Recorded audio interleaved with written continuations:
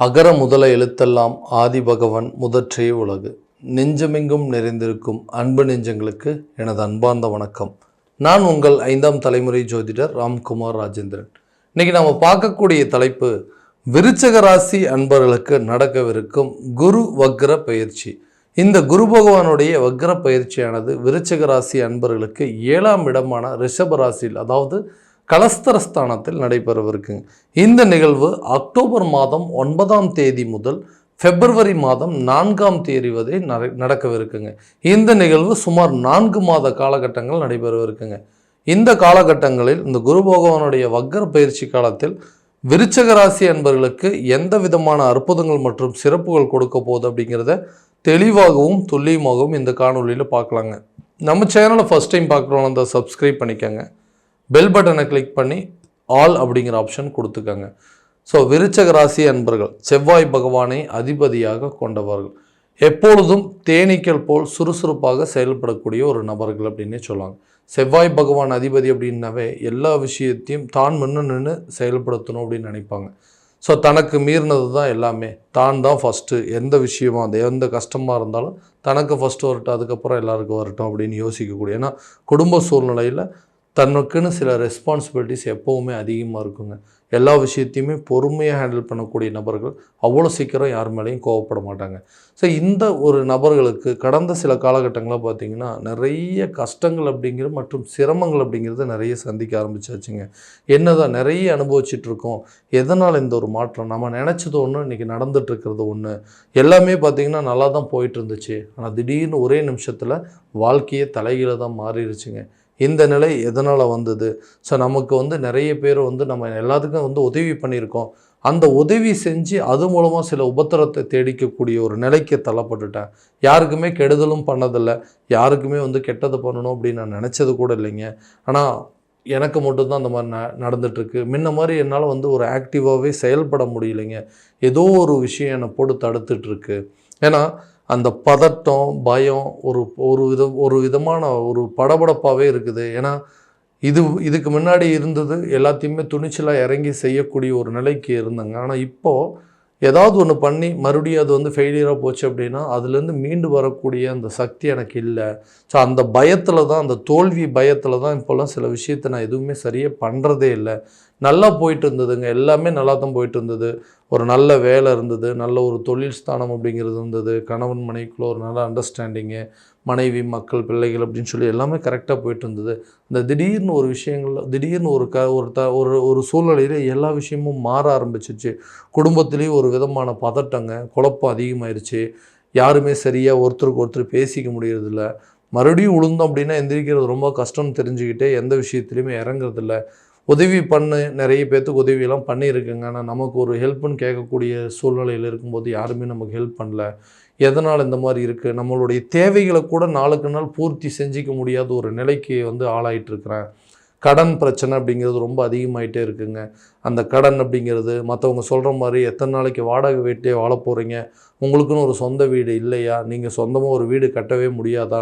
ஏன் எல்லாமே இருக்குது இல்லையா? ஒரு இடம் இருக்குது, ஸோ அதில் ஏதாவது ஒரு லோனை போட்டு ஒரு வீட்டை கட்ட வேண்டியது தானே அப்படின்னு சொல்கிறாங்க. ஸோ அவங்களாம் சொல்லும்போது நமக்கே தோணுது எல்லா விஷயத்தில். ஏன்னா வாடகை வீட்டையே வாழ்க்கை பூரா வாழ்ந்துட்டு இருக்கும்போது ஒவ்வொருத்தர் கேட்கக்கூடிய கேள்விகள், ஒரு விசேஷத்துக்கு யாராவது சொந்த பந்தங்கள் வந்தால் கூட என்ன இத்தனை பேர் இருக்கீங்க, வாடகை வீட்டில் இருக்கும்போது இந்த மாதிரி பிரச்சனைகள் எல்லாத்தையுமே சந்திச்சிட்ருக்கேன். ஸோ இந்த நிலைகள்லாம் எப்போ தான் மாறும் அப்படின்னு சொல்லிட்டு இருக்கக்கூடிய நபர்களுக்கு, இந்த விருச்சக ராசி அன்பர்களுக்கு இந்த குரு பகவானுடைய வக்ர பயிற்சி இந்த 7ஆம் இடத்தில் நடைபெறும் பொழுது, அதே நேரத்தில் அந்த குருவுடைய பார்வையானது உங்களுடைய ராசி மேலே படுது. ராசி அதாவது உங்களுடைய 1ஆம் ஸ்தானத்தில், அடுத்தது இந்த தைரிய ஸ்தானம் என்று சொல்லக்கூடிய 3ஆம் இடத்துல, அதே போல் இந்த 11ஆம் இடத்துல இந்த குரு பகவானுடைய பார்வைப்படுதுங்க.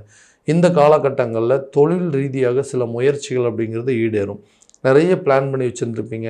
இந்த பிஸ்னஸ் பண்ணலாம், அந்த பிஸ்னஸ் பண்ணலாம் அப்படின்னு சொல்லி நிறைய யோசிச்சுட்டு இருப்பீங்க. ஆனால் உங்களுக்கு தகுந்தாறு போல் ஒரு தொழிலை நடத்துறதுக்கான வாய்ப்புகள் அப்படிங்கிறது இந்த காலகட்டங்களில் தான் உருவாகியிருக்கும். ஏன்னா இந்த தொழில் ரீதியாக எடுக்கக்கூடிய முயற்சிகள், இந்த குரு பகவானுடைய பார்வை உங்களுடைய ராசி மேலே படும் பொழுது உங்களுக்குன்று ஒரு அந்தஸ்து உயருங்க. உங்களுக்குன்னு சமுதாயத்தில் ஒரு அந்தஸ்து உயரும், கௌரவத்தை உயர்த்தக்கூடிய நிலை, அதாவது சுய கௌரவம், அந்தஸ்து, மரியாதை உருவாகக்கூடிய ஒரு காலகட்டமாக இருக்க போகுதுங்க. ஏன்னா இந்த பிஸ்னஸ் எல்லாம் உங்களால் பண்ண முடியுமா, இதெல்லாம் உங்களால் வாய்ப்பு இருக்குதா, இதுக்கெல்லாம் சான்ஸ் இருக்கா அப்படின்னு கேட்டவங்க மத்தியில் என்னாலையும் செய்ய முடியும், எனக்கு அந்த தைரியம் இருக்குது, எனக்கு அந்த துணிச்சல் இருக்குது, தன்னம்பிக்கை இருக்குது, கண்டிப்பாக நான் செஞ்சு காட்டுவோம் அப்படின்னு சொல்லி அவங்க முன்னாடி இந்த விஷயத்தை சாதித்து காட்டக்கூடிய ஒரு காலகட்டமாக இருக்க போகுது. ஏன்னா சுய கௌரவம் உயரணும், தன்னுடைய அந்தஸ்தை பெருக்கிக்கணும் அப்படின்னு யோசிக்கக்கூடிய நபர்கள் ஒரு தொழிலை கண்டிப்பாக நடத்துனாங்க அப்படின்னா அந்த தொழிலை நல்ல விதமாக நடத்தி அதில் வெற்றி காணக்கூடிய ஒரு காலகட்டமாக இருக்க போகுது. இது வரைக்கும் நிறைய ஐடியாஸ் வந்திருக்குங்க, நிறைய பிஸ்னஸ் பண்ணியிருப்பீங்க, நிறைய ட்ரை பண்ணியிருப்பீங்க, பட் அது எதுவுமே கரெக்டாக நடக்கலை. ஆனால் இப்போ இந்த காலகட்டங்களில் நீங்கள் எடுக்கக்கூடிய முயற்சி நல்ல ஒரு தருணமாக இருக்க போது. கண்டிப்பாக இது வரைக்கும் எதுவும் ஸ்டார்ட் பண்ணல அப்படின்னா இந்த காலகட்டங்களில் நீங்கள் தொடங்கினீங்க அப்படின்னா நல்லபடியாக ஒரு நல்ல பலன் அப்படிங்கிறது உங்களுக்கு கொடுக்கும். ஸோ அதே போல் இது வரைக்கும் நீங்கள் நிறைய ஆட்களை வச்சு வேலை வாங்கிட்டு இருந்திருப்பீங்க, அந்த ஆட்கள் சரியான விதத்தில் உங்களுக்கு ஒத்துழைப்பு அப்படிங்கிறது இல்லாமல் வந்திருக்கும். இல்லை ஒரு பார்ட்னர்ஷிப் மூலமாக சில பிஸ்னஸ் அப்படிங்கிறது பண்ணியிருப்பீங்க, அதுவுமே உங்களுக்கு ஒரு சரியான பலன் அப்படிங்கிறது கொடுத்துருக்காது. இந்த விஷயங்கள் இந்த வக்ர பயிற்சி காலகட்டங்கள் தன்னுடைய நிலையை மாற்றிக்கொள்ளக்கூடிய ஒரு காலகட்டங்கள். அதாவது இந்த குரு பகவான் இது வரைக்கும் ஏதாவது ஒரு விதத்தில் நமக்கு ஒரு நல்ல பலனை கொடுக்காமல் இருந்திருந்தது அப்படின்னா இந்த வக்ர பயிற்சி காலகட்டங்களில் அந்த தொழில் ரீதியாகவும் மற்ற ரீதியாகவும் எடுக்கக்கூடிய முயற்சிகளும் உங்களுக்கு ஒரு நல்ல பலன் அப்படிங்கிறது கொடுக்குங்க. வேலை விஷயத்தில் நிறைய வேலையெல்லாம் ட்ரை பண்ணி நிறைய வேலை போயிட்டுருக்குங்க. ஆனால் எந்த வேலையிலும் என்னால் நிலையாக இருக்க முடியல. ஒரு காலத்தில் நல்ல பேரும் புகழோடு இருந்தோம், கடைசியில் இன்றைக்கி வேலையே எனக்கு சரியான விதத்தில் அமையல, வேலை தேடிட்டு இருக்கக்கூடிய நிலையாக இருக்குங்க. ஏன்னா ரொம்ப நாளாக ஒர்க் பண்ணிகிட்டு இருந்தேன், இப்போ திடீர்னு வேலையை ரிசைன் பண்ணிவிட்டேன், வேறு வேலைக்கு போகலான்ட்டு. இப்போ இருக்கக்கூடிய வேலையை விட்டுட்டு இப்போ புதுசாக ஒரு வேலையை தொடங்குனதுனால தான் இந்த பிரச்சனையா அப்படின்னு யோசிக்கிறவங்களுக்கு கண்டிப்பாக புதிய ஒரு வேலை கிடைப்பதற்கான ஒரு வாய்ப்பும் நீங்கள் நினச்ச மாதிரி ஒரு வேலை அமையுங்க.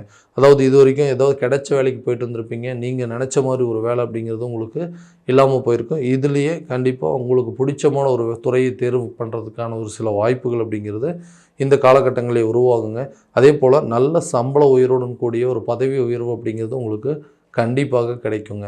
ஸோ இந்த கல்யாணம் ஆகாதவங்களுக்கு கண்டிப்பாக கல்யாணம் ஆகக்கூடிய ஒரு யோக காலம். ஏன்னா அந்த கலஸ்தரஸ்தானம் என்று சொல்லக்கூடிய இடத்துல தான் இந்த குரு பகவானுடைய வக்ர பயிற்சியானது நடைபெறவிருக்குங்க.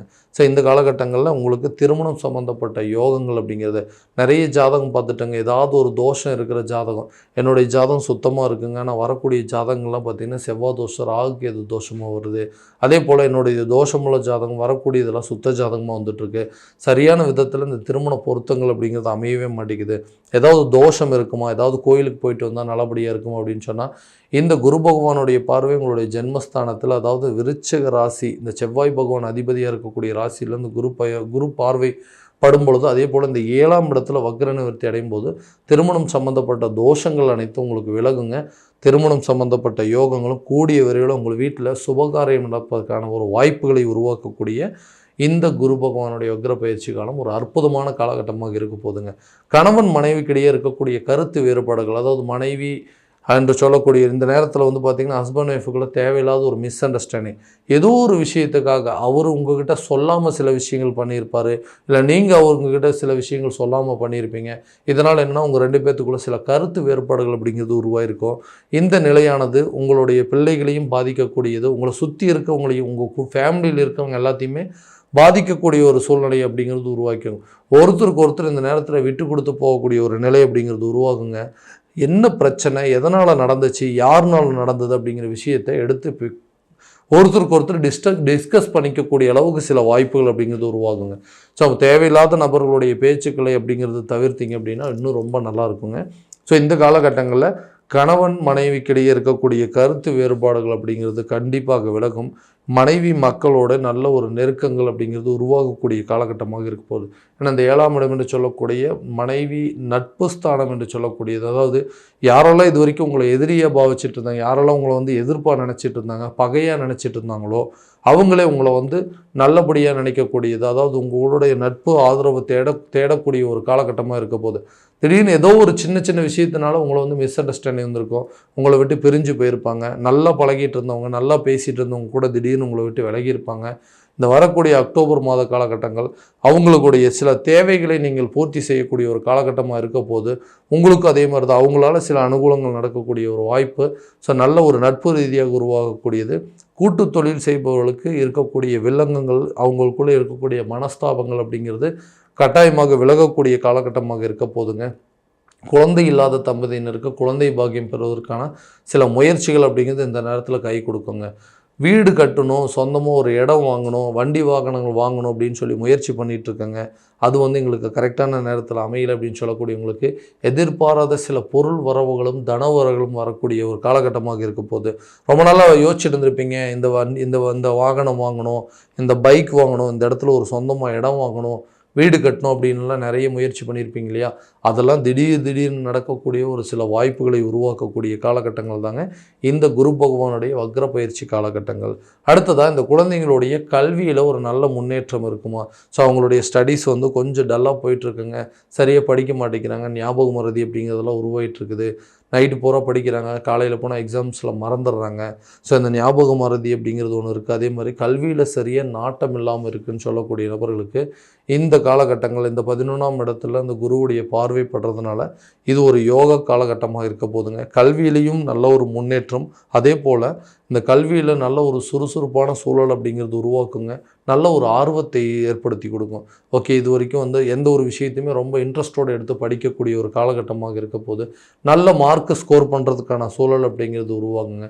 வெளிநாடு சம்மந்தப்பட்டு எடுக்கக்கூடிய முயற்சிகள் இந்த காலகட்டங்களில் நல்ல ஒரு பலன் அப்படிங்கிறது கொடுக்கும். ஓகே, இந்த அக்டோபர் மாதத்துலேருந்து பிப்ரவரி மாதத்துக்குள்ளங்க வெளிநாடு சம்மந்தப்பட்டு எடுக்கக்கூடிய முயற்சிகள் எல்லாமே நல்ல ஒரு பலன் அப்படிங்கிறது கொடுக்கும். இங்கேருந்து வெளிநாடுக்கு போய் வேலை பார்க்கணும்னு நினச்சாலும் சரி, இல்லை வெளிநாட்டிலேருந்து தன்னுடைய நாட்டுக்கு வேலை செய்யணும் அப்படின்னு எடுக்கக்கூடிய முயற்சிகளும் இந்த நேரத்தில் நல்ல ஒரு பலன் அப்படிங்கிறது கொடுக்குங்க. ஸோ உடல் ரீதியாக இருக்கக்கூடிய பாதிப்புகள் அனைத்தும் விலகக்கூடியது. ஸோ உடல் ரீதியாக எந்தெந்த விஷயங்கள் மாற்றிக்கணும், உணவு பழக்க வழக்கங்களை மாற்றிக்கணும், ஆரோக்கியமான உடற்பயிற்சிகள் செய்யணும் அப்படிங்கிறதெல்லாம் உங்களுக்கே தோணக்கூடிய ஒரு காலகட்டங்கள். இது மூலமாக உங்களுடைய ஆரோக்கியத்தை நீங்கள் மேன்மைப்படுத்திக்கக்கூடிய ஒரு தருணமாக இருக்க போதுங்க. ஸோ இது வரைக்கும் நீங்கள் பார்த்தது எல்லாமே பார்த்தீங்கன்னா கோச்சார பலன்கள் மட்டும்தான். இந்த பலன்கள் அனைத்தும் உங்களுக்கு நடக்குமா அப்படின்னா உங்களுடைய ஜனனகால ஜாதகத்தை முழுமையான விதத்தில் தெரிஞ்சுக்கிட்டு அதற்குண்டானபடி ஒவ்வொரு முயற்சிகள் எடுத்தீங்க அப்படின்னா எல்லா விதமான வெற்றிகள் அப்படிங்கிறது உங்களுக்கு கட்டாயமாக கிடைக்குங்க. ஸோ உங்களுடைய ஜாதகம் எங்கிட்ட பார்க்கணும் அப்படின்னு ஆசைப்பட்டீங்கன்னா கீழே இருக்க நம்பருக்கு காண்டாக்ட் பண்ணுங்கள். அப்படி இல்லை அப்பாயின்மெண்ட் ஃபிக்ஸ் பண்ணிக்கோங்க.